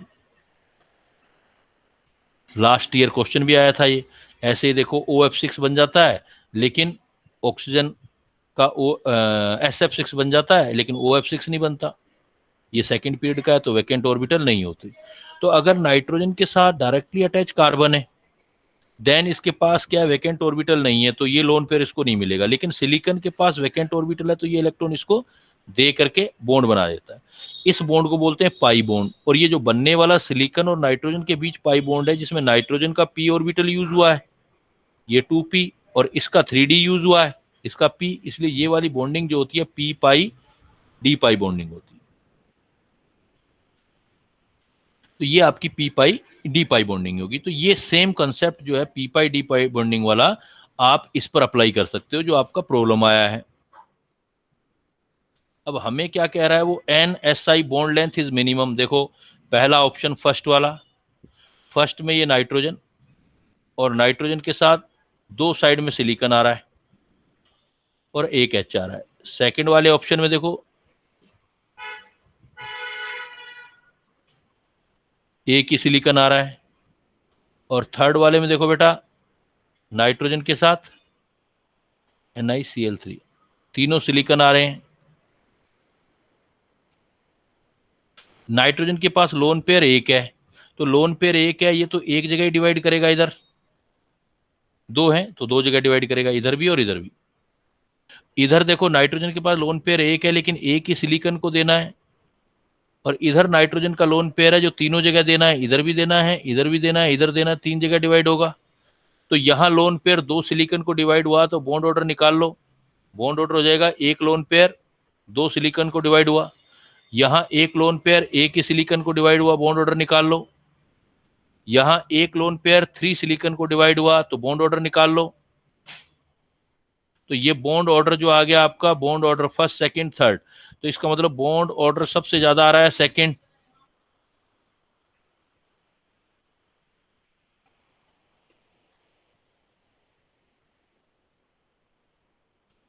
Bond order देखूं तो सबसे ज्यादा सेकंड वाले का, सबसे कम देखो इधर वाले का, तो थर्ड, थर्ड से ज्यादा बॉन्ड ऑर्डर 1/3 मतलब 0.3, फिर फर्स्ट और फिर second.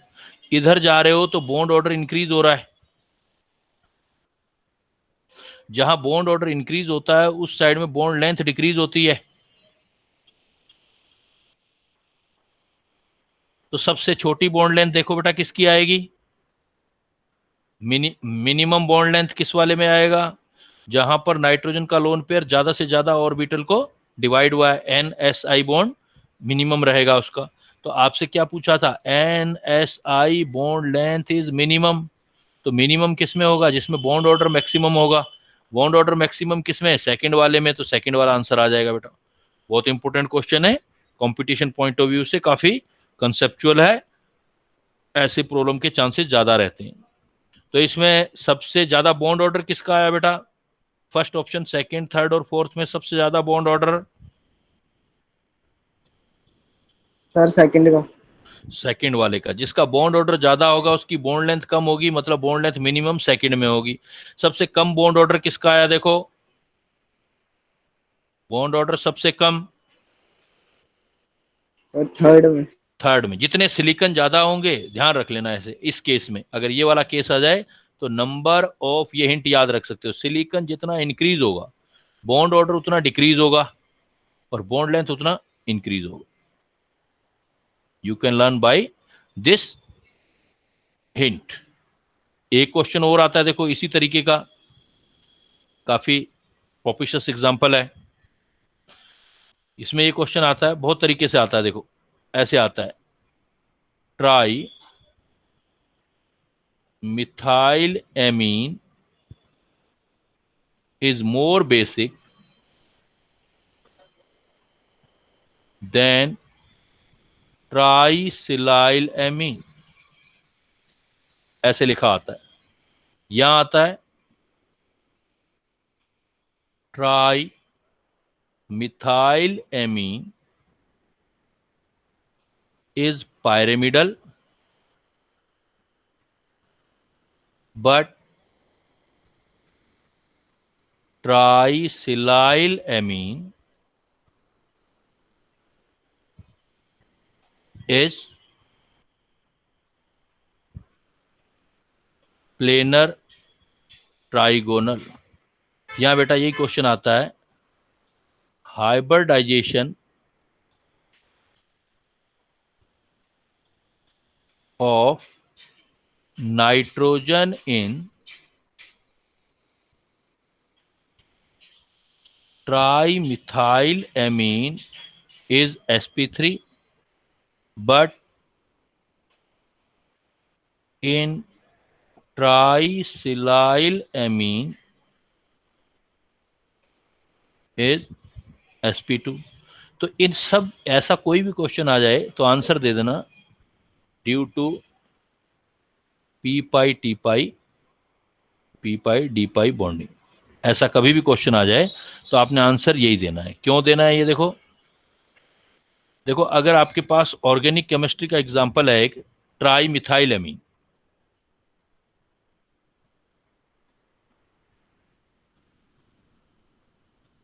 The formula of tri methyl amine is CH3 thrice N. तो यहां कार्बन है और नाइट्रोजन के पास लोन पेयर है, तो कार्बन के पास no vacant orbital, no vacant orbital. अगर वैकेंट ऑर्बिटल नहीं है तो नाइट्रोजन से लोन पेयर नहीं लेगा, तो नो पी पाई और P pi d pi bonding. तो इसका स्ट्रक्चर क्या आएगा, नाइट्रोजन का लोन पेयर नाइट्रोजन के पास ही रहेगा, इधर कार्बन CH3 आ जाएगा, ये CH3 आ जाएगा, ये CH3 आ जाएगा. तो ये लोन पेयर तो इधर गया ही नहीं, ये किसी और को मिलेगा. अब बट इसी केस में अगर ट्राइसिलाइल एमीन ले लें हम, ट्राइसिलाइल एमीन, ट्राइसिलाइल एमीन होता है कार्बन का नेक्स्ट मेंबर आ जाता है, कार्बन की जगह silicon CiH3 thrice and nitrogen. तो बात देखो, अब सिलिकॉन के पास आ गया, सिलिकॉन के पास वैकेंट डी ऑर्बिटल और नाइट्रोजन के पास फुलफिल्ड पी ऑर्बिटल.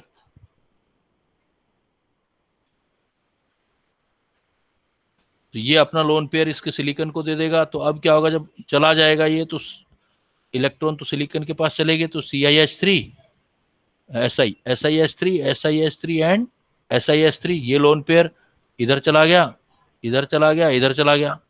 तो अब देखो सारी चीजें अपने आप क्लियर हैं. इसमें नाइट्रोजन का लोन पेयर बॉन्डिंग बुलाने में चला गया और इस वाली बॉन्डिंग को बोल रहे हो P pi d pi bonding.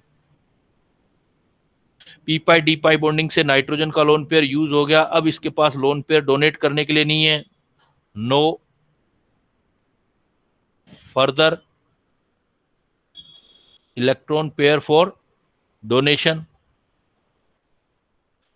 लेकिन इसके पास लोन पेयर है डोनेशन के लिए, have lone pair for donation. Donation किसको, किसी और स्पीसीज को लोन पेयर है फॉर डोनेशन, इसलिए ये more basic. That's why tri methyl amine is more basic. किससे मोर बेसिक, इसके कंपैरिजन में ये आपका लेस बेसिक. फर्स्ट क्वेश्चन का आंसर मिल गया due to p pi bonding. Second देखो, यहां पर अगर हाइब्रिडाइजेशन निकालूंगा तो 1 2 3 bond and 1 lone pair, hybridization sp3, लेकिन बॉन्ड 3 है, एक जगह बॉन्ड नहीं है, इसलिए ये आपका जो होगा पिरामिडल हो गया, अमोनिया जैसा हो गया। बट इस केस में देखो लोन पेयर है ही नहीं, सिर्फ 3 बॉन्ड है, तो 3 बॉन्ड हो गए तो हाइब्रिडाइजेशन sp2 हो गया, और जनरल स्ट्रक्चर जो ट्राइगोनल प्लेनर होता है sp2, और शेप बन गया ट्राइगोनल प्लेनर। तो रीजन सबका क्या है यार, सबका रीजन जो आ गया इसके अंदर जो नई टाइप की बॉन्डिंग इंट्रोड्यूस होगी, ये P pi d pi bonding, इसलिए हम इसको ये एग्जांपल देंगे।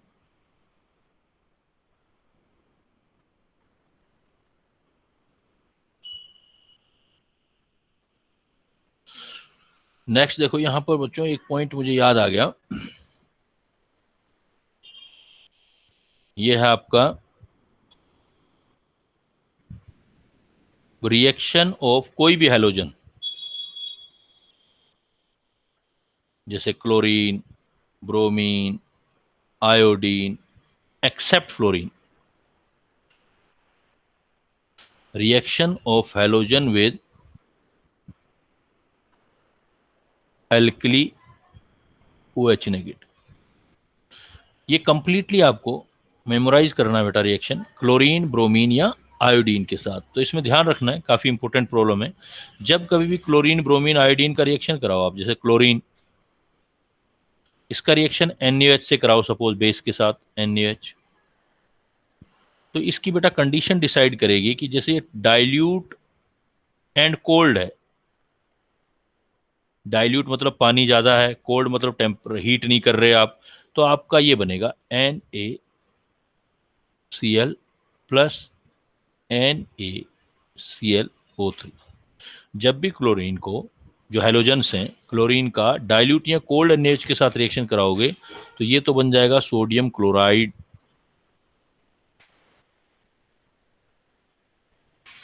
ये हो जाएगा आपका सोडियम क्लोराइड, और ये हो जाएगा सोडियम क्लोरेट NaClO, पहला Na डाइल्यूट है तो NaClO, इसको बोल देंगे सोडियम हाइपोक्लोरेट, हाइपोसोडियम हाइपोक्लोराइट।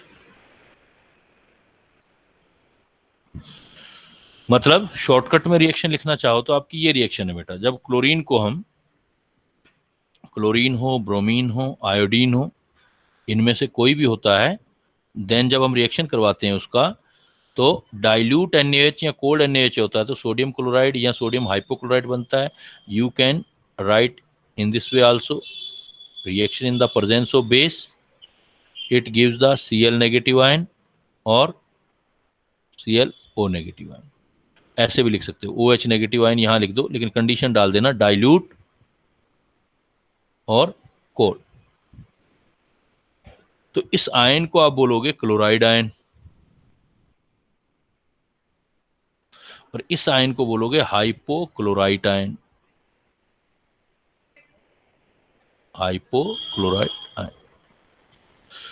ये हाइपोक्लोराइट आयन जो है ब्लीचिंग एक्शन शो करता है, ये आपका क्लोरीन फिर छोड़ देगा, तो आगे हम ब्लीचिंग एक्शन देख सकते हैं। बट इसी रिएक्शन को अगर ऐसे आ जाए,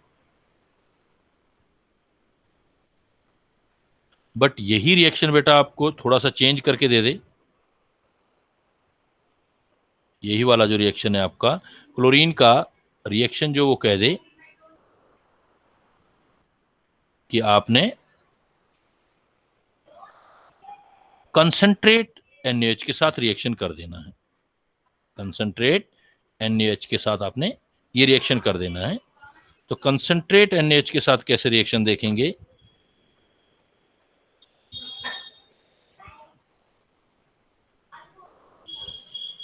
तो उसके अंदर आपका क्लोराइड आयन तो बनेगा, क्लोराइड आयन बन जाएगा आपका, लेकिन क्लोराइड आयन के साथ साथ उसमें जो बनेगा वो क्लोरेट बनेगा, वो आपका ClO3 बनेगा।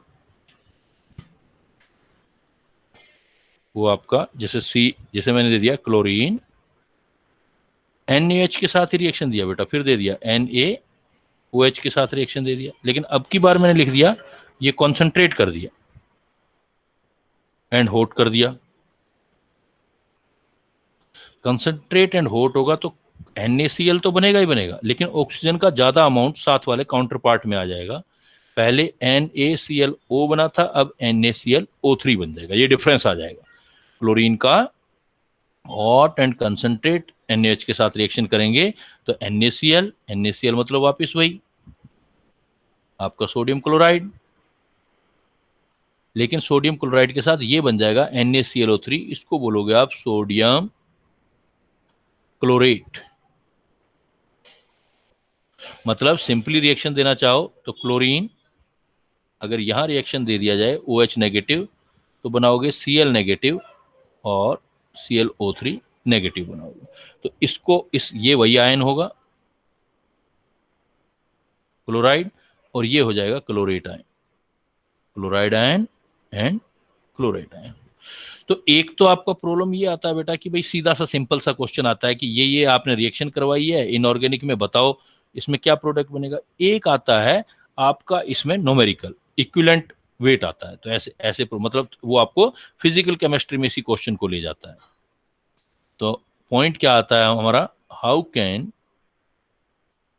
We calculate n factor and equivalent weight of species which undergo in disproportionation redox reaction। हमारा प्रॉब्लम है ये, बेसिकली प्रॉब्लम जो है हमारा ये, how can we calculate n n factor and equivalent weight of species which go undergo in disproportionation redox reaction। सबसे पहले बेटा हम इस चीज के अंदर एक बात क्लियर करेंगे कि डिस्प्रोपोर्शनेशन रिएक्शन क्या है। एन फैक्टर तो बाद की बात है, पहले हम ये चेक करेंगे कि डिस्प्रोपोर्शनेशन रिएक्शन क्या है। बता सकते हो बेटा डिस्प्रोपोर्शन रिएक्शन कौन सी होती है, क्या फर्क होता है। एक वर्ड होता है डिस्प्रोपोर्शनेशन रिडॉक्स, और एक होता है कंप्रोपोर्शनेशन रिडॉक्स। क्या फर्क है बेटा दोनों में, बता सकता है कोई स्टूडेंट। डिस्प्रोपोर्शनेशन रिडॉक्स एंड, चलो टाइम खत्म होने वाला है तो मैं जल्दी से बता देता हूं। डिस्प्रोपोर्शनेशन रिडॉक्स में क्या होगा कि इसमें same atom is undergo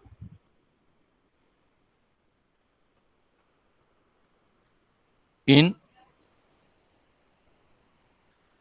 less oxidation state and more oxidation state in product। Same atom undergo in less oxidation state and more oxidation state in product। जैसे अभी अपने एग्जांपल लिया क्लोरीन, मान लो मैं आयोडीन ले लेता हूं या ब्रोमीन ले लेता हूं। ब्रोमीन मैंने लिख दिया यहां पर NaOH और कंसंट्रेट, और मैंने ये सिंबल कर दिया मतलब हीट कर दिया, तो इसका मतलब ब्रोमीन जो होगा कन्वर्ट होगा Br negative and BrO3 negative। Here you can see oxidation state of all the species। Suppose species is the bromine, reactant is the bromine, species is the bromine। तो species is the bromine, then its oxidation state is 0। यहाँ Br का oxidation state आ रहा है -1 और यहाँ Br का oxidation state आ रहा है देखो आप +5। You can say that here bromine convert in the 0 to -1, मतलब रिड्यूस हो रहा है इसका, ये रिडक्शन आ गया, और रिडक्शन है किसका, ब्रोमीन का ही। और इधर देखो तो ब्रोमीन अपना ऑक्सीडेशन स्टेट इंक्रीज कर रहा है, यहाँ ब्रोमीन डिक्रीज कर रहा है, ब्रोमीन इंक्रीज कर रहा है, ऑक्सीडेशन। तो जब सेम स्पीसीज का, सेम एटम का, सेम स्पीसीज सेम एटम का ऑक्सीडेशन स्टेट डिक्रीज भी हो रहा है और अपने से इंक्रीज भी हो रहा है प्रोडक्ट्स के अंदर, देन इट मींस ये डिस्प्रोपोर्शनेशन रिएक्शन है। कम प्रोपोर्शनेशन रिएक्शन है बिल्कुल रिवर्स, रिवर्स ऑफ डिस्प्रोपोर्शनेशन। मतलब इसमें क्या होगा कि आपका same atom in different oxidation state undergoes in same oxidation state by reduction and oxidation. बिल्कुल उल्टा हो जाएगा बेटा कि सेम आपका एटम सेम होगा लेकिन वो अलग अलग ऑक्सीडेशन स्टेट में होगा और मीडियोकर ऑक्सीडेशन स्टेट के अंदर आ जाएगा. मतलब इसी रिएक्शन को आप ऐसे लिख दो, Br नेगेटिव और BrO3 नेगेटिव, और कन्वर्ट कर दो Br2 में. तो है तो ब्रोमीन ही ना, यहाँ -1 ऑक्सीडेशन स्टेट या +5 ऑक्सीडेशन स्टेट, तो same atom in different oxidation state in same oxidation state by in product. Product में देखो 0 सेम ऑक्सीडेशन स्टेट में चला गया. या इसका बेस्ट एग्जांपल एक और है जो एग्जामिनर ज्यादा देते हैं आपको, वो है अमोनियम नाइट्राइट वाला. उसमें क्या इनऑर्गेनिक रिएक्शन भी याद हो जाएगी आपको. अगर हमारे पास अमोनियम नाइट्राइट होता है NH4NO2, NO3 नहीं, NO2, अमोनियम नाइट, इसको बोलते हैं अमोनियम नाइट्राइट. तो अमोनियम नाइट्राइट अगर आप करते हो तो अमोनियम नाइट्राइट कन्वर्ट होता है नाइट्रोजन प्लस H2O में, हीट करते हैं जब हम. तो इसमें देखो अमोनियम नाइट्राइट में अमोनियम के 2 पार्ट कर दो तो NH4 पॉजिटिव NO2 नेगेटिव. तो यहाँ अमोनियम में इस नाइट्रोजन का -3 ऑक्सीडेशन स्टेट, इस नाइट्रोजन का +5. तो same atom in 2 different oxidation state convert into the same oxidation state. This is the example of come proportionation. तो इस टाइप्स की रिएक्शंस को हम डिसप्रोपोर्शनेशन एंड कम प्रोपोर्शनेशन कहते हैं. Now we want to calculate the n factor and जो आपका equivalent weight. तो आप एक काम करोगे, आप ऐसे लिखोगे, सपोज जो रिएक्शन है वो लिख दो, जैसे ब्रोमीन है. ब्रोमीन आपको पता लग गया कि ये Br नेगेटिव में कन्वर्ट हो गया और इधर जो कन्वर्ट हो गया BrO3 नेगेटिव में. तो एक काम करो, आप देखो ब्रोमीन का ऑक्सीडेशन स्टेट निकालो. ये एक तरीका ये है. तो यहाँ ऑक्सीडेशन स्टेट 0 है, यहाँ ऑक्सीडेशन स्टेट -1 है और यहाँ ऑक्सीडेशन स्टेट +1 है. तो एक काम करो, आप यहां से यहां देखो क्या हुआ, 0 से -1, तो डिक्रीज हुआ है आपका 5 का, 1 का, 0 से -1. और इधर चेक करो आप, तो आप देखोगे इंक्रीज हुआ है आपका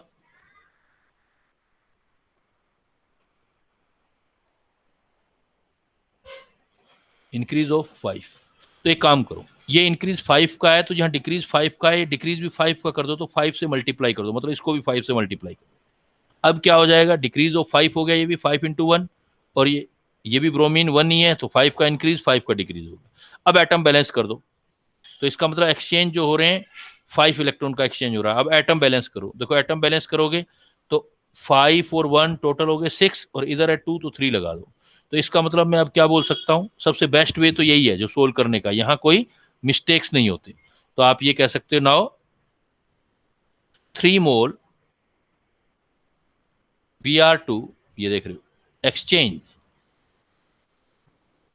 जो डिक्रीज और इंक्रीज आया वो मोल इलेक्ट्रॉन के आ जाएंगे, 5 मोल इलेक्ट्रॉन. तो 1 मोल Br2 जो करेगा वो आपका एन फैक्टर आ जाएगा, 1 मोल Br2 एक्सचेंज 5/3. तो ये आपका एन फैक्टर होगा. और इक्विवेलेंट वेट किसी का भी निकालते हो तो equivalent weight is equal to formula weight upon n factor होता है. तो फार्मूला वेट कितना आ गया, देखो ब्रोमीन है तो Br2 का 80 × 2 160, और एन फैक्टर आ गया. यहाँ इतना लिखना चाहते हो तो इतना भी लिख दो, m डैश एन फैक्टर लिख दोगे 5/3. कैलकुलेट करना चाहते हो तो 3 × m डैश की वैल्यू आपको Br2 की लेनी है, सिर्फ Br2 की. तो Br2 का लेना है तो हो जाएगा 160/5. तो इसको सोल्व कर लोगे तो 5 3 जा 15, 5 2 जा 10, तो 3 2 जा 6, 3 3 इक्विवेलेंट वेट आ जाएगा. या आप एन फैक्टर ऐसे केसेस में ऐसे भी निकाल सकते हो, N factor N1 + N2, N1 × N2. तो कैसे निकलेगा, देखो N1 N2, पहले एक का निकाल लो 0 से 1, सपोज 1 का डिफरेंस आया. दूसरे में निकाल लो 0 से 5, 5 का डिफरेंस आया. तो अब देखो N1 + N2 1 + 5, तो कितना हो गया 5/6, नहीं 2 आए ना, ये दो बी आर हैं, बी आर 2 है, तो 0 से 1, 0 से 1 1 का डिफरेंस आया, तो 1 का N1 में 1 का डिफरेंस आया, और इधर से कितना आया 0 से 5, तो लेकिन बी आर तो 2 है ना, तो 1 and 1 into 2, तो ये कितना आ गया 1 and 1 by 5 से निकाला total N factor N1 into N2, वही आना चाहिए N1 प्लस N2। इसलिए इसमें कई बार गड़बड़ होती है, इसलिए मैंने ये बेस्ट वे बताया आपको, लेकिन ये यूज करते हो तो कर सकते हो। N1 तो 0 से 1 कितने का डिफरेंस आया 1 का, तो ये हो गया 1 into 5 एन फैक्टर 1 into 5। इधर देखो कितने का आया 0 से 5 का, 0 से 5 तो कितना हो गया 0 से 5 1 प्लस 5, ये 6 हो गया। अब आपका क्या करना है 1 से 5 कितने का आया था, हमने ऐसे लिखा था ना Br2 Br3, तो Br नेगेटिव और BrO3, तो ये आना चाहिए था 6, तो अब होना चाहिए था 3, तो 2 आएगा ना, ये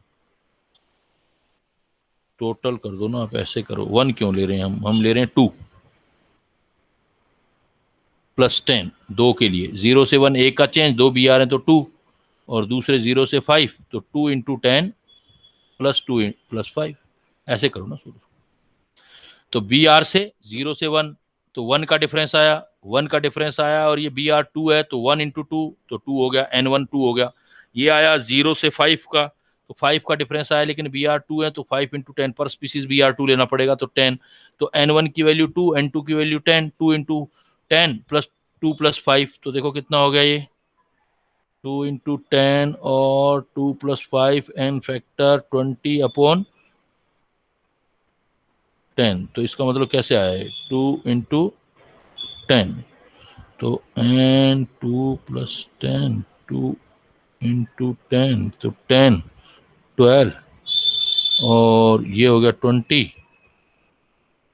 तो कितना आया 2 4 से हो गया, तो 20 बाई आया 12 10, तो 12 आ गया, तो ये आ गया आपका 4 5 या 20 5 3 या 12, तो आ तो वही जाएगा 5/3, लेकिन बेस्ट वे ये है, इससे आप बैलेंसिंग भी सीख जाओगे और एन फैक्टर भी निकालना सीख जाओगे। तो N factor N1 into N2 ये भी यूज कर सकते हो आप डिस्प्रोपोर्शनेशन में, divided by N1 plus N2, ये थोड़ा जल्दी करने के लिए होता है, ये बेसिक कॉन्सेप्ट होता है। इसमें अगर सीख जाओगे तो इतना करने की जरूरत ही नहीं, हमें पता है 0 से 1 है, इधर 5 का डिक्रीज हो रहा है, इधर 5 का, तो 3 मोल 5 का चेंज कर रहा है, तो 5/3 सीधा एन फैक्टर 5/3 आ गया है, और उससे इक्विवेलेंट वेट निकाल सकते हैं। तो आप इस तरह के प्रॉब्लम भी बना सकते हो। क्लियर, कोई डाउट? चलो बेटा, no then sir. Now I am living, let's see for next